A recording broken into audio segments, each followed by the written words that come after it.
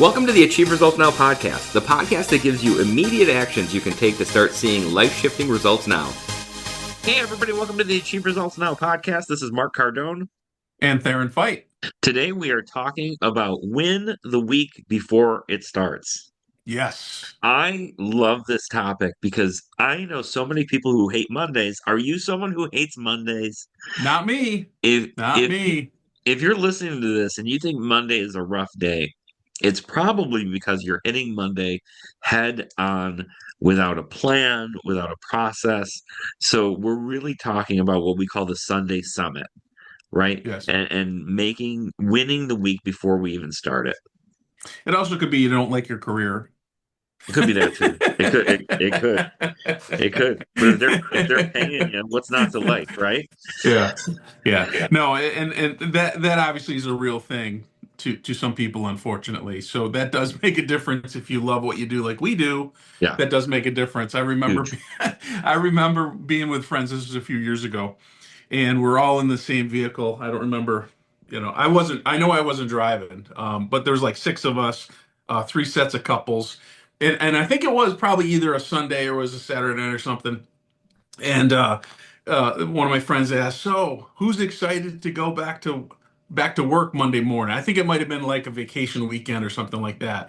And I thought he was being serious, and I raised my hand. I said, "I am." And they all of them, including my wife, looked at me and just gave me this dirtiest look. And they're like, "Of course you are." But Such a nerd. I thought it was funny. But in another way, I was like, it's kind of sad. I felt bad for them that they're Yeah. not actually looking forward to, going to work and because let's face it, unless you're independently wealthy and don't have to work, we all have to work. We all have to, make money and do what we need. So why not try to do something you really like? Yeah. And 1/7 of your life is Monday. And 1/7 of your life is a Monday. That is a Right. big chunk. So Yeah. let's Yeah. let's learn how we can use not a lot of time, but just a Yeah. small amount of time Hmm. on Sunday Yeah. to get ourselves into that mode where we're going to be ready to bring it on Monday and all the days of the week. Yeah, and I think it's important that you do this on Sunday, whether it's in the morning, afternoon, evening, whatever works for your body, your schedule, whatever. So that way you're actually hitting the ground running on Monday. Yeah. That you're not planning Monday for Monday and the rest of the week, but you're planning ahead of time. And really, if you do this correctly, it should only take 15 to 20 minutes. Yeah. The first time might take a little longer because you're not used to it, but you really want to get it down where you're planning your week out. That's not taking a bunch of time, Yeah. because if it does, you're not going to do it. You'll do it once or twice and then you'll stop doing it. So the first part of this, the action step, is the rear view mirror review. So the audit, if you will, and that's kind of looking back at the previous week, what the week you're just finished, and reviewing that. And so before we can plan forward, we must be clear on what we did, our past week. What are some unfinished tasks? Make sure you're writing those down or rewriting them. What are some emails or some to-do lists or whatever? But anything that you say, "Oh, I didn't get to that," which we all have those. In fact, I would argue if you got to everything on your list by the end of the week, you didn't have enough on your list. Yeah. There should always be some carryover, to a certain extent. So write all that down so you can prioritize and put that in for the week that's coming. Yep. Number two, celebrate, or not step two, but part two of this is celebrate the big wins from the week before, right? So we all had wins. There were great meetings that you had. There were, tasks you accomplished that were difficult. There was time you probably spent with family or friends that was meaningful, right? Yeah. That is also a Yep. win and an accomplishment. So take some time to just embody and celebrate those wins. Yep. And the next part of this step is the delete button. And this is something that can be difficult to do, but it's crucial. So this is things that you didn't do that really, why was I even thinking about doing them? Of course, like I said earlier, there's things that carry over to the week that you want to still do. They're unfinished or they're half finished. Obviously, keep those. But things are like, you know what, that's not important to me. I don't need to do them. Is what can be deleted. Yeah. Yeah. This is big. It looks like you want to talk about that more. No, well, I mean, just like the delete button, it's so important because, it's not even the tasks from last week that carried over. It's the ones from last week that were carried over from the week before, that were Right. carried over from the week Yep. before, Hmm. that Right. you just have to look at and you have to say, you know what, am I serious about this or not? Like this has been on the list, it's been carrying forward. If it's important, I would do it. Maybe sometimes the end goal is still important and you need to find a different method, and Yep. that method that you have on your to-do list sucks and you don't want to do it, but I think being real good with the delete button, Yep. life Yep. change. Yep. For sure. Now, action step number two. This is the big three anchor. Now, if you work for me, you're one of my students, especially a black belt, you know that I'm big on threes. I talk about all the time, what are your top three things you want to work on, top three things you want to improve on. So this is talking about identifying your non-negotiable things. Write down, instead of writing down the 20 things that you want to get done in the week, start with the top three things that are must-dos. Three things specific, and they could be bigger, but they still should be, if not achieved within that week, they should at least be part of, something important that you're working towards. Maybe it's a month or 2 or 3 month project, but it's a portion of that. So what are the top three things? So that's the first thing. Identify those, write them down, get them at least started.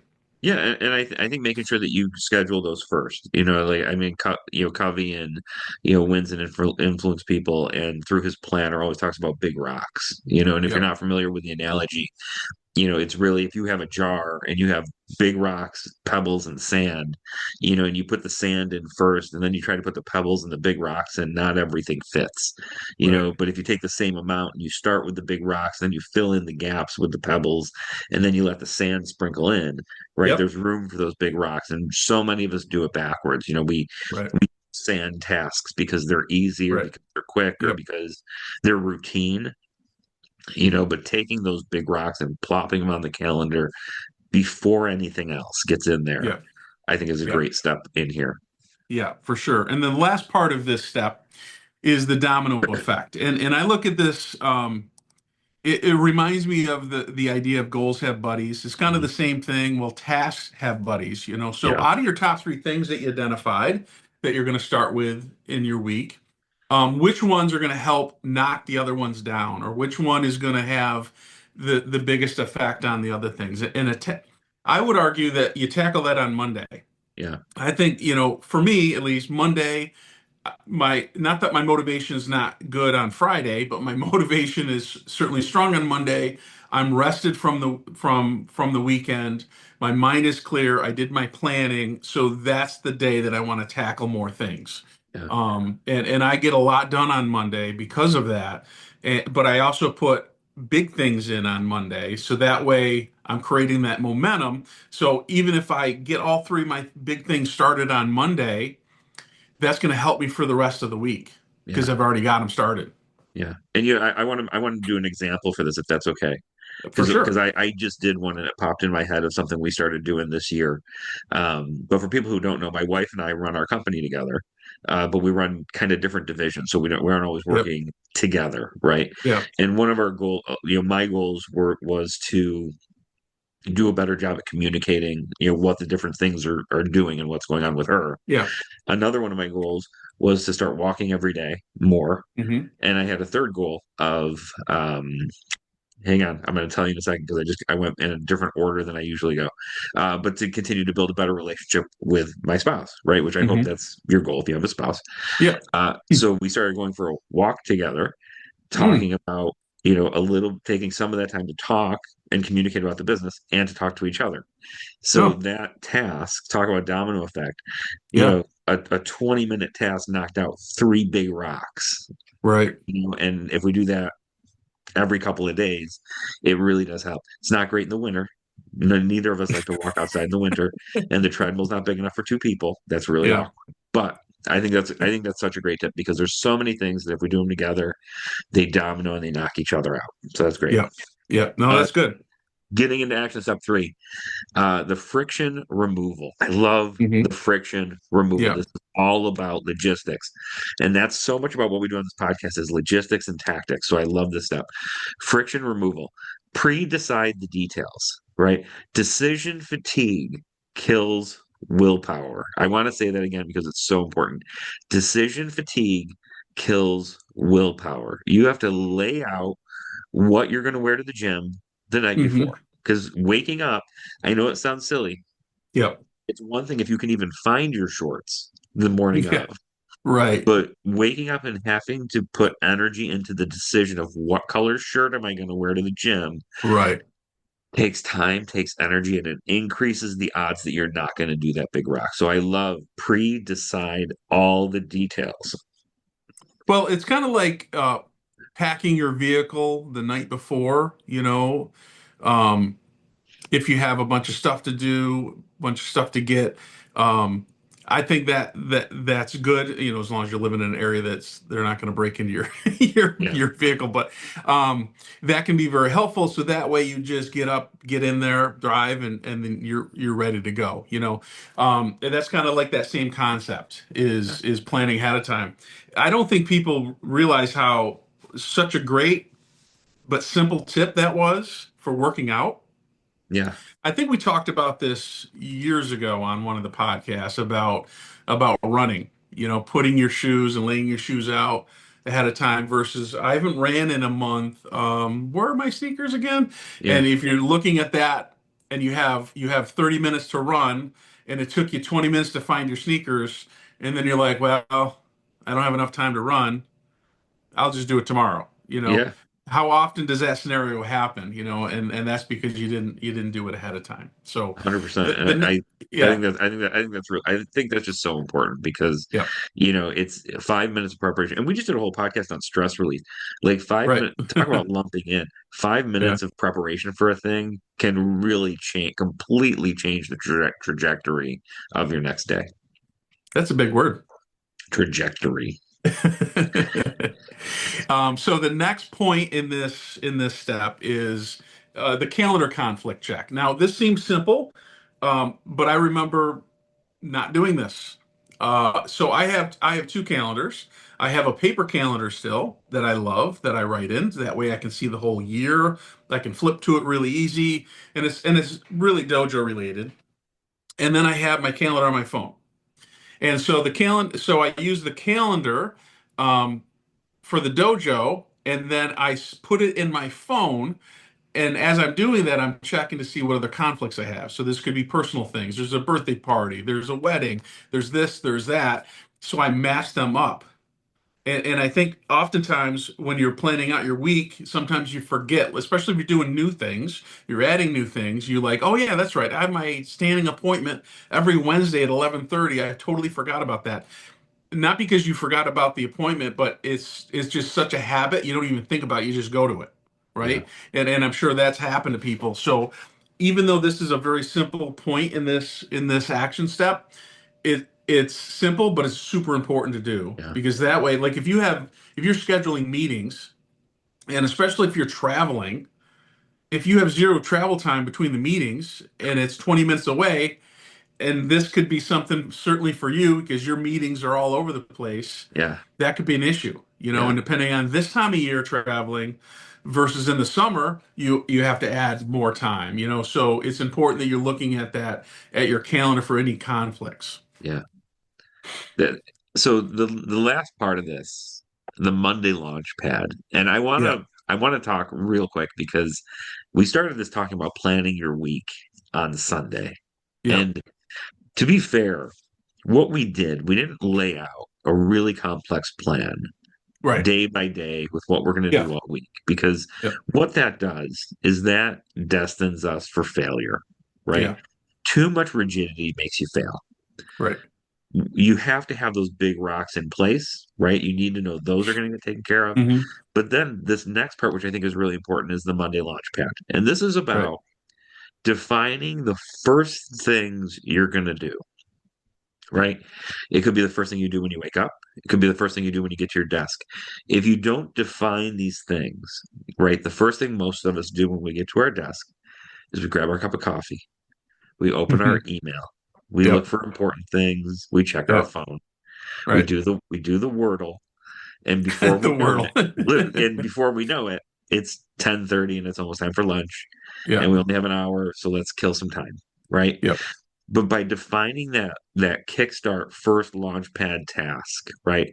Yep. I'm going to sit down and I'm going to hammer out this thing, and that's going to be the first thing I do. I know you like to Right. work in blocks. I do too, Yes. right? Yep. And I'm going to do that 45 minutes of cold calling. I'm going to do that 45 Yep. minutes of this project, and then I'm going to take a little break.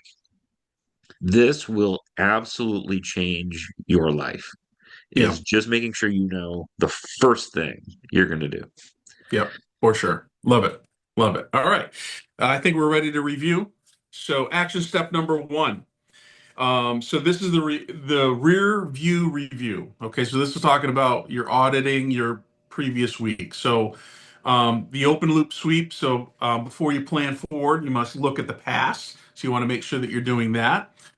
Second part of this is you want to make sure you're celebrating your wins, and I think this is very important because this helps you with your momentum, but also helps you keep perspective as well that hey, I didn't achieve as much as I wanted to, but I also achieved all these other things as well.